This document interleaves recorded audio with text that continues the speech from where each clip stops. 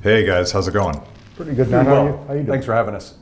This is kind of cool because the last time we did the show together, we were all remote, and it was the early dark days of lockdowns, and it's good to be in the same room, and probably legally so. I think we're in the free state of South Dakota where people are allowed to gather freely and do what humans used to be allowed to do. So that's Without masks. I know. masks. I feel like I'm somehow naked here. Yeah. I should Right, have yeah. a mask on. Yeah, if you're more comfortable with the mask, we can. I'm going to pass. Yeah, Be you naked. should. So James, you have some cool new information about your new project. Yeah, that's right. I've taken the role of senior editor at the American Institute for Economic Research, and will be working hand in glove there for God knows how long, hopefully till I retire, but we'll all have to see. But that's the newest thing. Really looking forward to getting up and running there. Yeah, and we've had lots of folks from AIER on the show, and hopefully you can be my new pipeline. I absolutely hope to be exactly that. I cherish people that understand freedom and economics who can actually explain things in English, which Always is the tricky bit. not always, no offense to some of your colleagues in the universities, that doesn't always happen. They deserve some offense, I think. Yeah, just a little. And you are still in the university, right? I'm at Duquesne University in Pittsburgh. Yeah, and also affiliated with the Foundation for Economic Education. That's correct. Okay. Yeah. Look at me, I actually am getting it right this time. Well, I wanted to talk to you guys in particular, as your podcast, Words and Numbers, is one of the great explainers of complex economic ideas. And I've been wondering what happens when a government, the federal government, our government, prints $6 trillion plus in funny money and drops it onto the economy. And I'm an Austrian economist by training, so I could explain to you theoretically what should happen. But let's talk about that a little bit, because I know you guys have been doing a lot of work with that. And I'll start with you, Anthony. Yeah, well, the short answer is if you drop $6 trillion into the economy, you're going to get inflation eventually.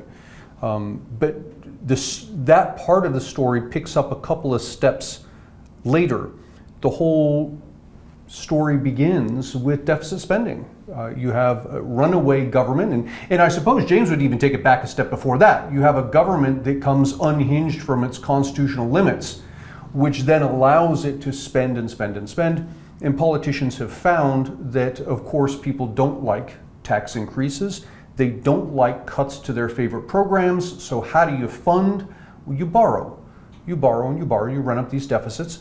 And we've reached a point in the United States, we reached it perhaps a couple of years ago, that the federal government has borrowed so much money that it's quite literally running out of places on planet Earth to borrow more. Now, it is still the case that foreign governments loan to our government. It's still the case that Americans will loan to our government, but the growth of that lending is now become slower than the growth of the borrowing. And something's got to take up the slack. And that slack is where your question comes in. It's the Federal Reserve printing money. That's the lender of last resort. That's how you get money when nobody else will lend it to you. And so the Federal Reserve starts lending, and what happens? Well, you get inflation. And roughly speaking, the reason you get the inflation is because what matters in an economy is the goods and services. It's this bottle of water, the fruit on the table, the roof over your head. That's what matters. The dollars are simply tools we use to facilitate the exchange of ownership. I give you some dollars, now I own the thing you used to own. And you give the dollars to him, now you own the thing he used to own. It facilitates the transfer of ownership. If you start printing more dollars, you don't have more bottles of water, you don't have more fruit on the table, you don't have more roofs over your head, you just have more pieces of paper. And you get prices going up. And the interesting thing, we've never dug into this exactly this way, but I would hazard to guess that the majority of people alive in the United States right now have never lived through a balanced budget. That's probably correct. Because it was what, 1958? Eisenhower was the last. 58 was Eisenhower, and people say Clinton had a balanced budget. Incorrect. He came closer than any modern president. Technically speaking, it was not a balanced budget if you account for everything the government spends. Because they reclassify things and they're sort of off budget and right. They reclassify trust borrowing funds from Social Security. Yeah. But if there are people out there who want to yell at us right now, All you need to do is check the debt level year after year after year, and you see that every year since '58, the debt has risen, which means definitionally there was no balanced budget. Yeah, yeah.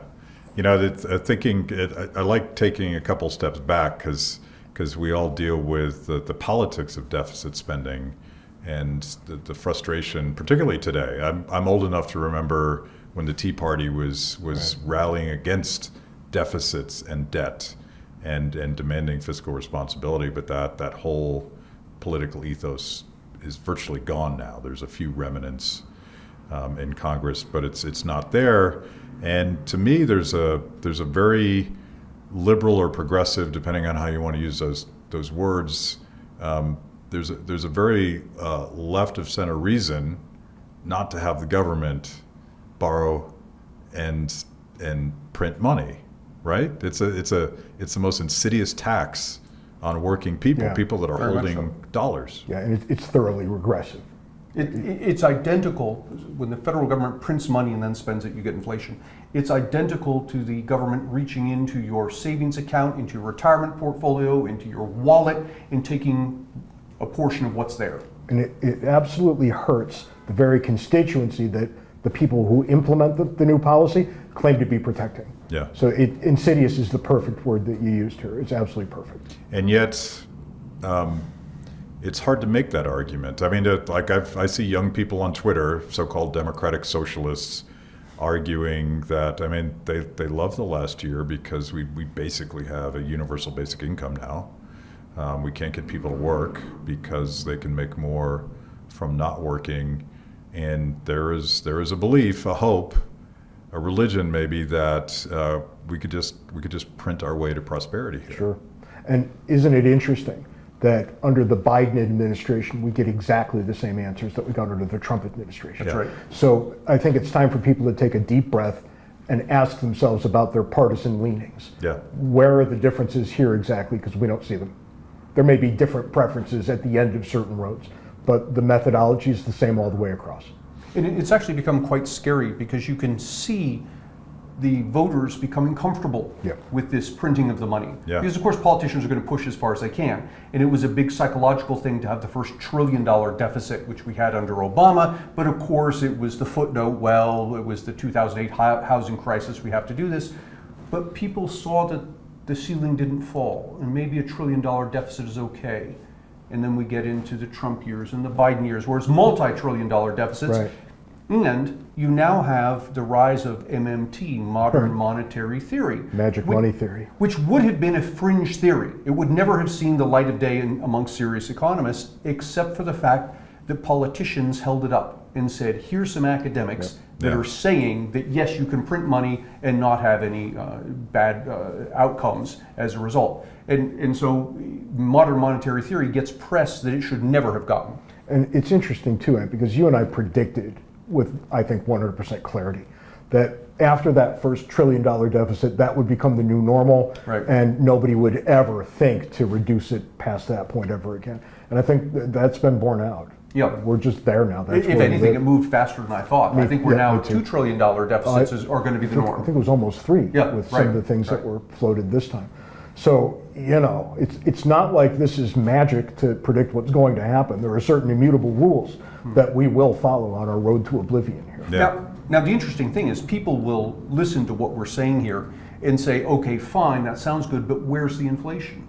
Yeah. We're doing all this money printing, where's the inflation? That's a fair question. It's a really good question. And We think we know the answer. yeah, I think so. And the thing you have to understand is that the official inflation numbers refer to prices of goods and services.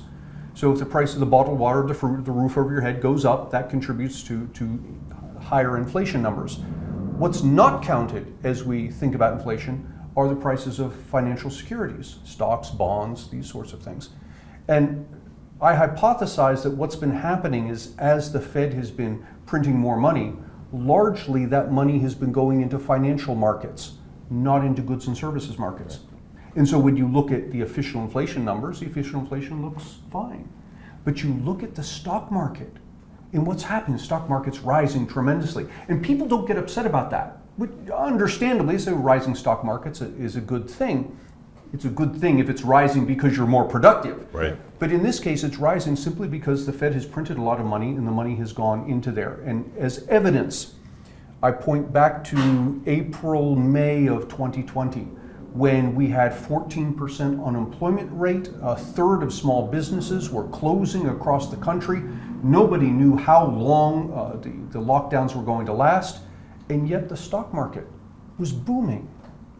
Why would the stock market be booming when the economy is on the skids like this? Right, there would have been a time when we'd be talking about the price to earnings ratios.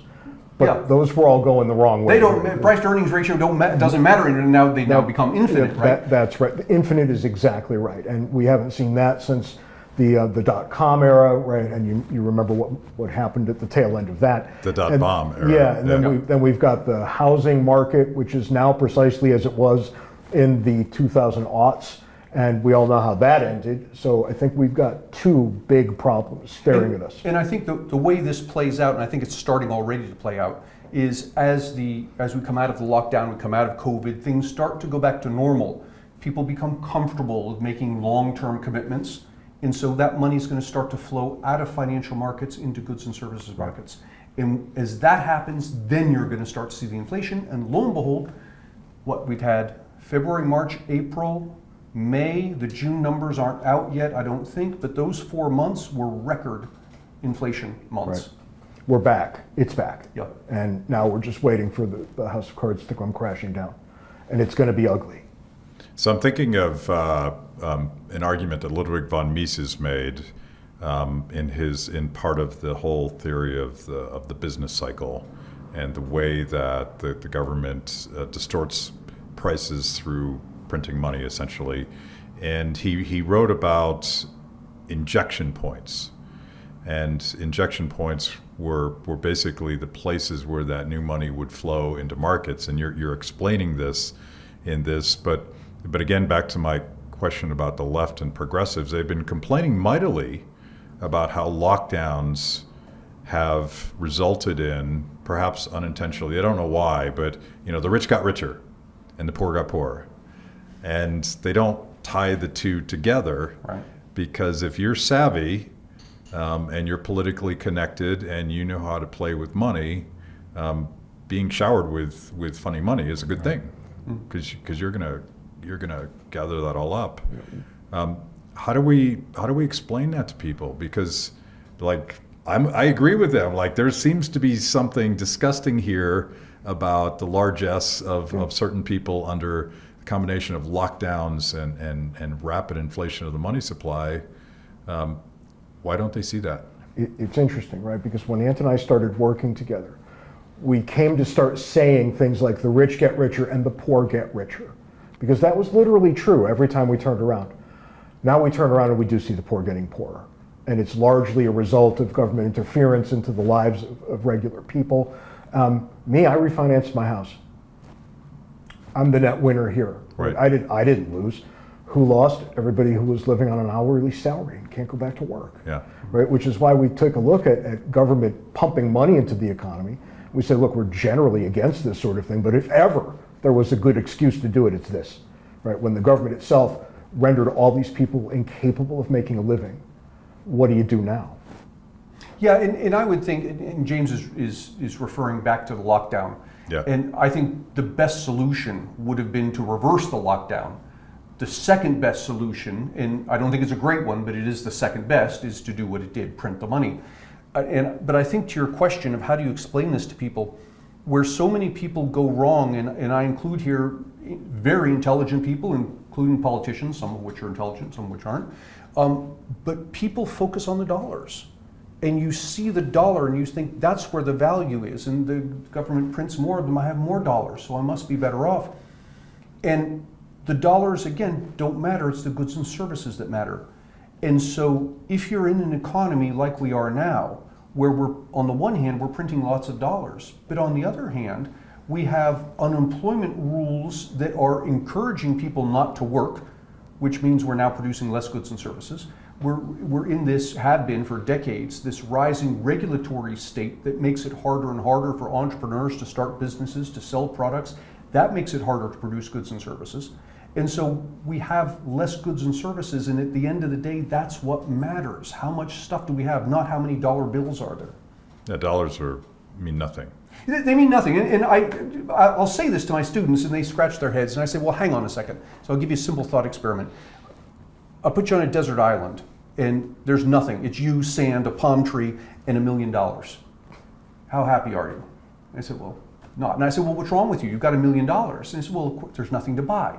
Yeah, that's the point. Now, alternate desert island. I'll put you here on this desert island. You get no money at all, but there's a house, and it's got food and electricity and Wi-Fi and medical stuff and air conditioning. How happy are you? Well, very happy.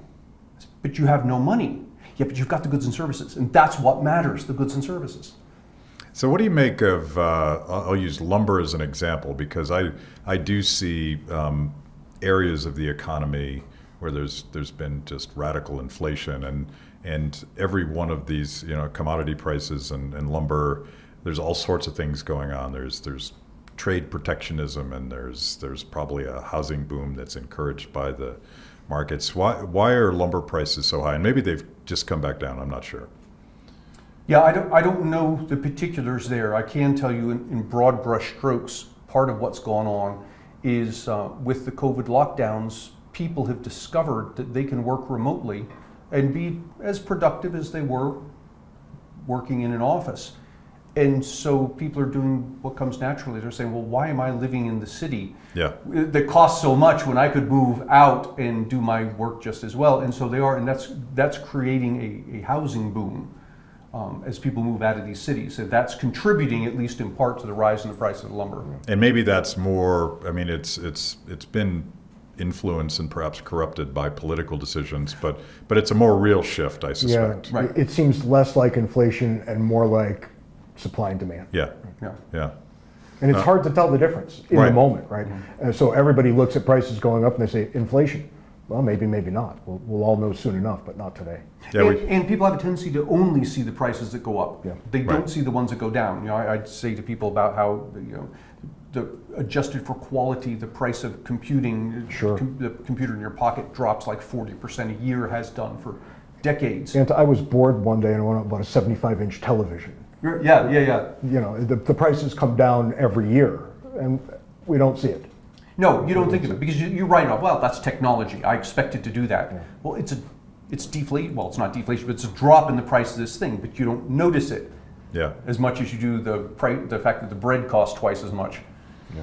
So you guys have a panel. So we're at Freedom Fest in Rapid City, South Dakota, and you guys have a panel coming up with the title of something like "Things Are Getting Better."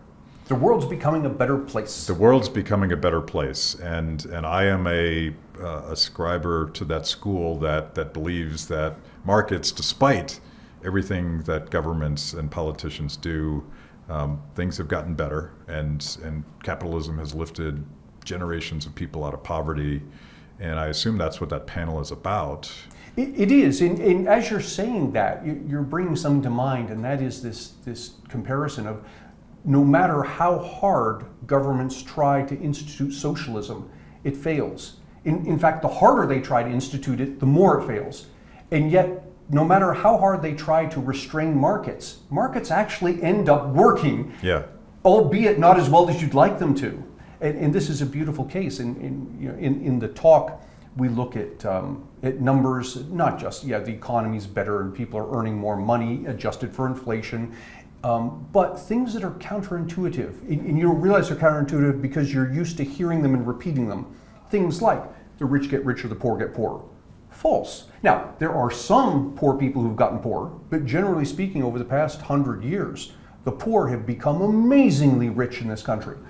So much so, and this is not an exaggeration, that what today we call poverty in the United States, the rest of the world calls middle class. Yeah, we're an insanely rich country, and but there's a relativeness to that, right? And the element of envy that's always there. That's right. And you can hear it in AOC every time she talks about how her generation never had a chance at at opportunity or prosperity, or however she said it. What a bunch of nonsense. And I'm like, What a bunch. that's ridiculous. It is. The fact that people are pointing cameras at her as she says it Right. should be indicative to Yeah. something, right? But you said the right word. It's not a matter of justice. It's a matter of envy. Yeah, Now that's call correct. it what it is.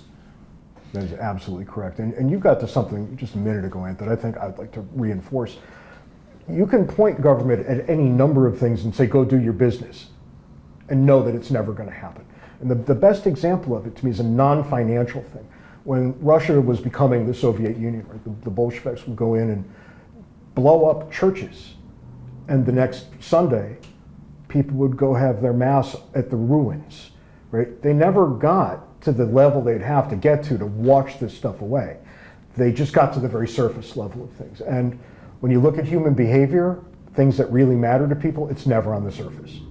And come to find out, governments can't touch it on some very meaningful metric, right? Yeah. You just can't.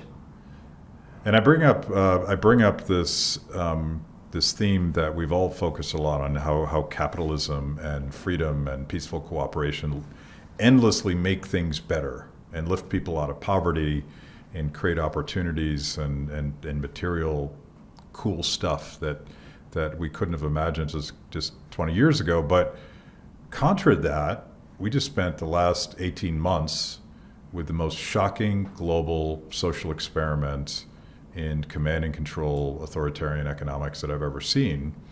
And again, I try to tell my progressive friends, yes, you're fine.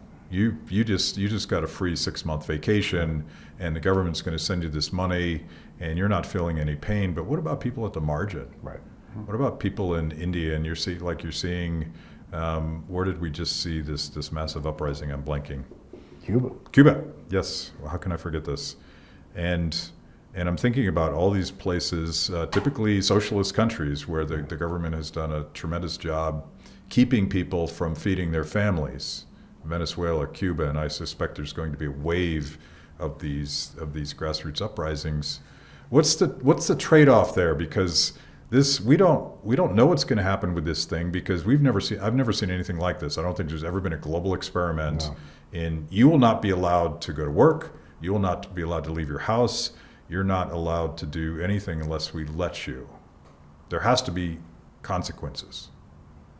Well, I mean, the biggest consequence is that people got used to it, and they're going to cede their liberty to safety that isn't really there, right? They're not getting the guarantee they think they're getting, but they are giving up what they know they're giving up, and that's, I think, remarkably sad. And if you look at living here in Particularly Americans, by the way. Yeah, if you look at the U.S., all you ever find are young people whining about how bad it is here. Meanwhile, I've been with Iraqis when they come here for the very first time, and they look around and they say, where's the bad parts? They all think that we're shooting each other in the streets every afternoon, right? Because what reports do they get? Yeah. And the minute they settle down and take a look around, they all say the exact same thing. I'm moving here. Yeah. Why? Because any smart person would say that under the circumstances. Yeah. Of course you're going to do that. Which means immediately call into question the whiners, because they're all way, way out to sea. They're so far out to sea they can't see the shore anymore. This is a great place if you just let it alone. I'm trying to broker a political deal with all of those folks protesting and risking their lives in Cuba. If I could trade them for a equal portion of whiners, because I feel like those Cubans are more American than some Americans are. I'd go 2-3 to 1. We can work something out here. Yeah, there's a deal to be had here. And I want to say something in defense of the whiners, because there are things that rightly should command our attention. Things in serious matter about transgender rights and the pronoun business and crime in certain areas and how we treat certain minorities versus non-minorities. These are all important things that we need to be thinking very carefully about. But notice what isn't on the list. Our children aren't dying. Some children are, clearly, but it's not a top-notch problem. We aren't starving. Some people are hungry, but it's not, again, a top 10, it's not even a top 100 problem. Right. Generally, we go to bed safe at night. Some places less so, some places more. But again, even in the less so, it's not a top-notch problem. The problems that rise to the top are not things that humans have ever had in their top 20, let alone their top 100. And the fact that we can be concerned, rightly so, about the things we are concerned about, itself is an indication That's right. that we're living in magical times. They are magical times, and it's a luxury to live in them, and I feel blessed that the accident of birth had me ending up here. We could put it into stark relief, I think. In 1870, the average lifespan was about 35 years.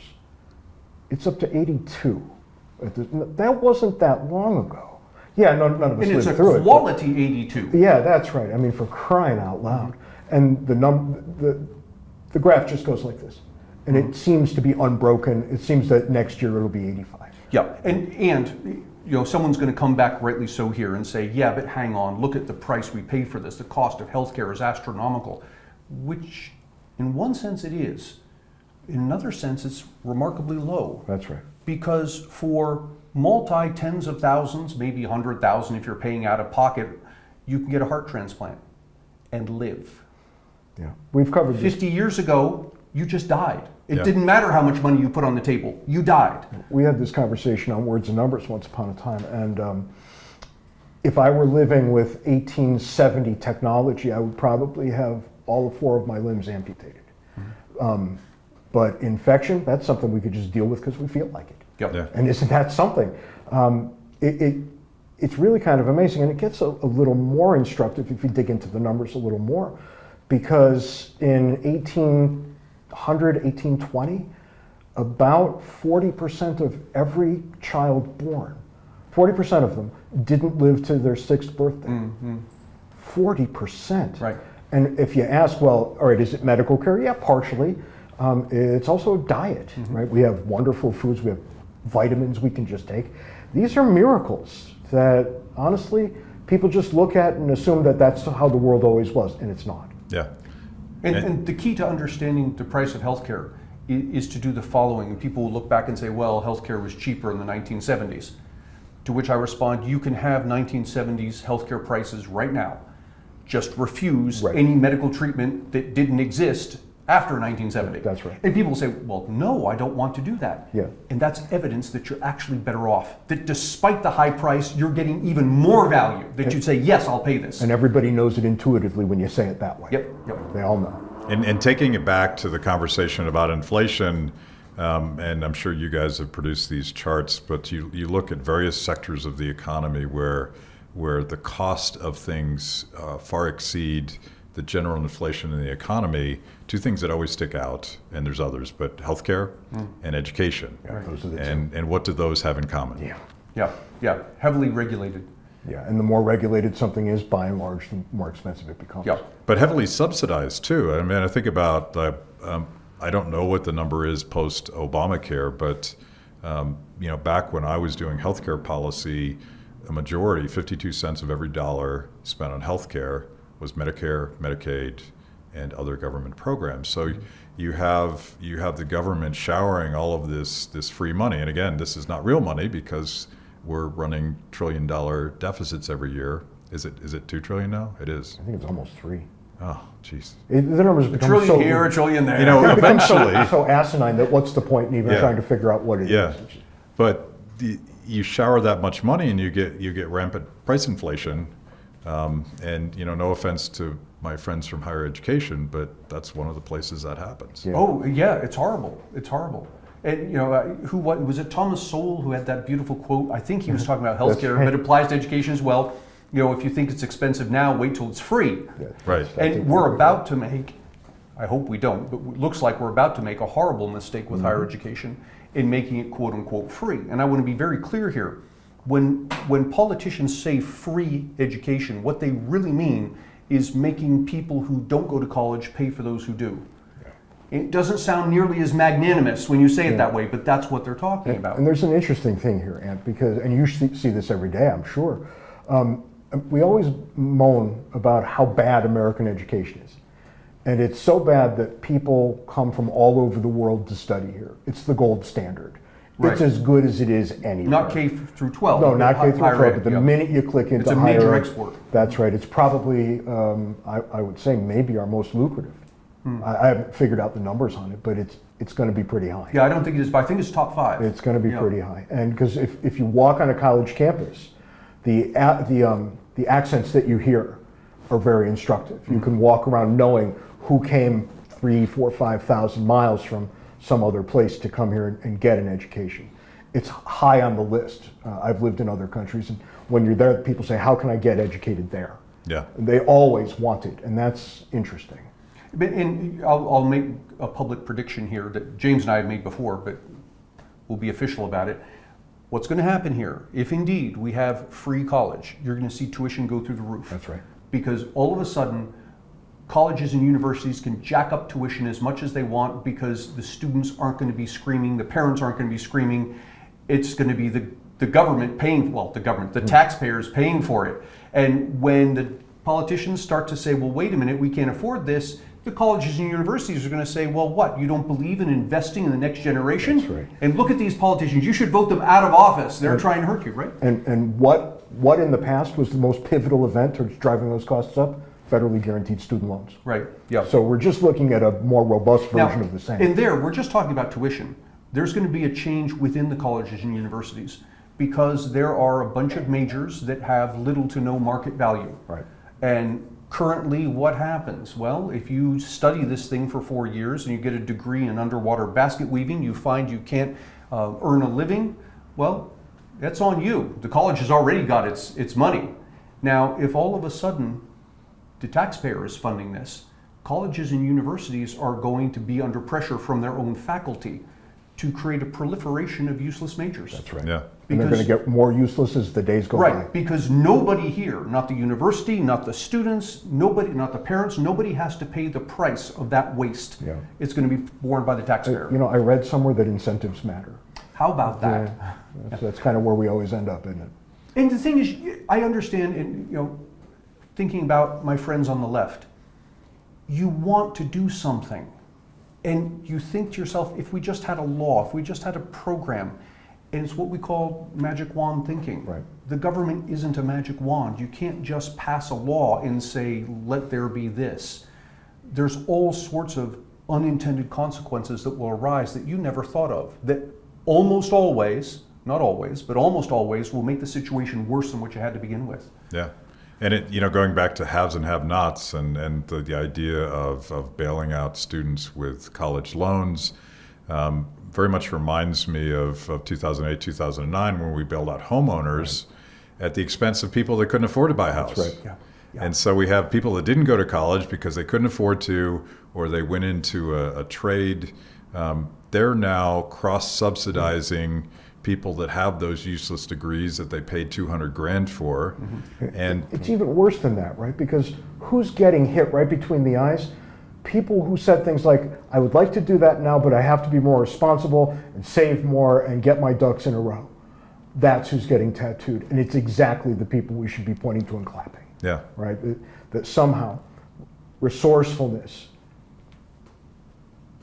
being a cheapskate, right? These sorts of things Right. are now blameworthy. Yeah. And we punish the people who lived the kind of lives that 100 years ago we would have looked to make them mayors.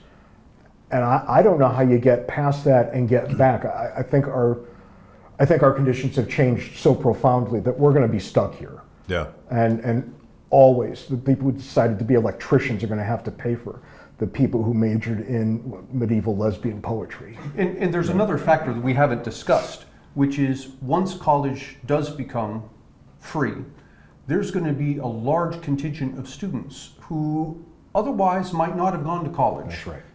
Maybe it's too much of a gamble or whatever it is. All of a sudden, why not go? Well, screw it, it's free. It's free. It's for-year party. Worst case scenario, it's a 4-year vacation. yeah. It's for your party. And that's going to put all kinds of pressure on all kinds of things Yeah. that people will complain about later and will refer to as being fundamentally unjust. Yeah, yeah. We know that the chickens always come home to roost. The question is, can people connect the dots? And I'm thinking about something I think you said earlier about the fact that families don't really worry about infant mortality. It's certainly not in a way that was quite common just a generation ago. You don't worry about whether or not your children are going to get fed. You probably have a roof over your head. And I've said this a lot, and I'm trying to sort of sympathetically understand young people that are turned on by AOC when she says that we've never grown up with prosperity. And I think, and I'm going to abuse the term because I know there is no such thing as a post-scarcity world, but in practical terms, we're kind of in a post-scarcity world where people don't worry about that stuff anymore. Right. Yeah. People still at the margins do, but generally it's not a thing. So AOC and people like her are worrying about other stuff, which gets back to this corruption in our, I'll call it our morals, just our sense of self-responsibility, and they want to outsource that. They want meaning.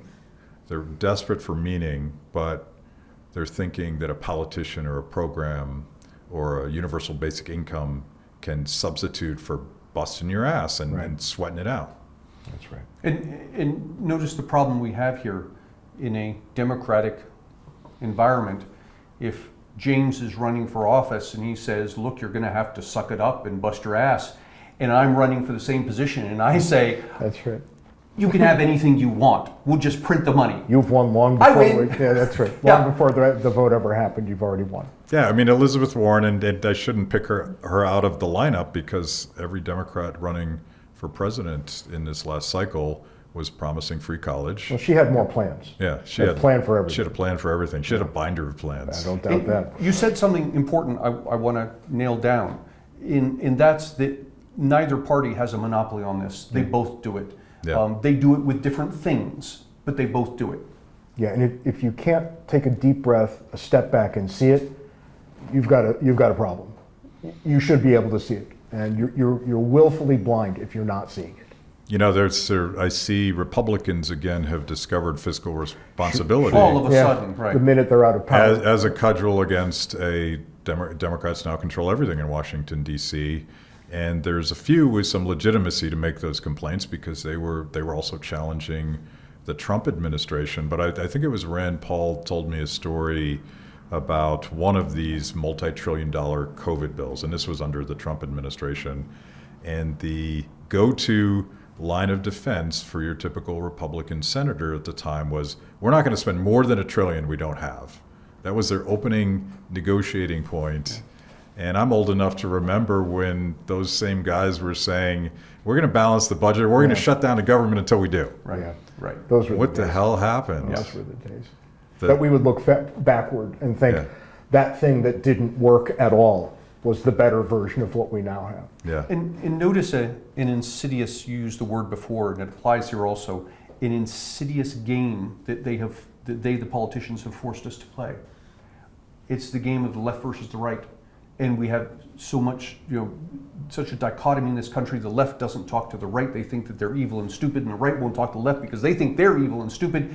And the politicians on both parties have an incentive to keep us at each other's throats. Yeah. Because so long as we're at each other's throats thinking that the problem is the other guy, neither one of us realize the problem are the politicians. Yeah. Yeah. Both parties. I say this all the time. We get the politics we deserve. Yeah. Yeah. I mean, there's just no way around that. And we don't deserve any better than what we're getting. Yeah. But we'll never get anything that we don't deserve.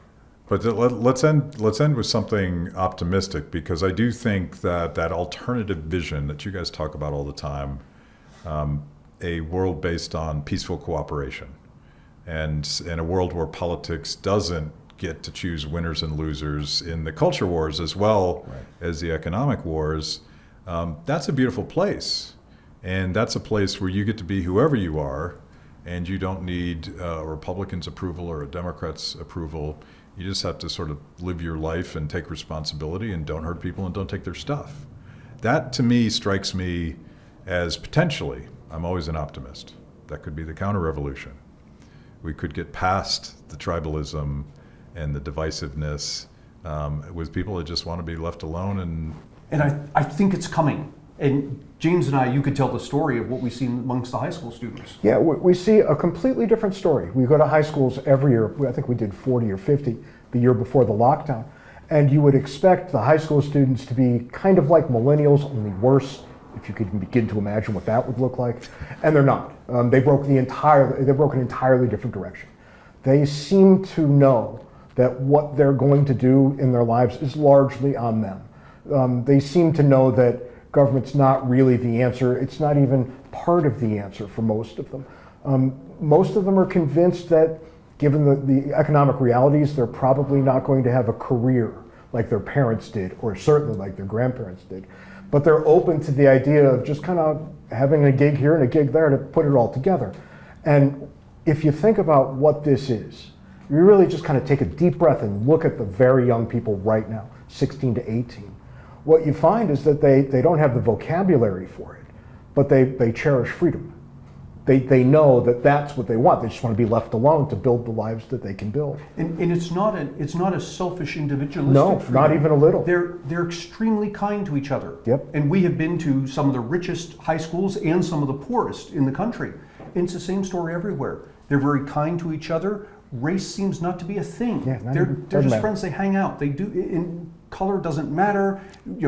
This kid's on the spectrum. This kid's not. Doesn't matter. Yeah, it goes so Much kinder than our generation ever was. That's right. It goes so far into the marrow that I'm pretty comfortable making just these broad statements and knowing that they're absolutely correct. And we never would have known if we didn't do high school programs. We've probably done, a couple hundred at this point.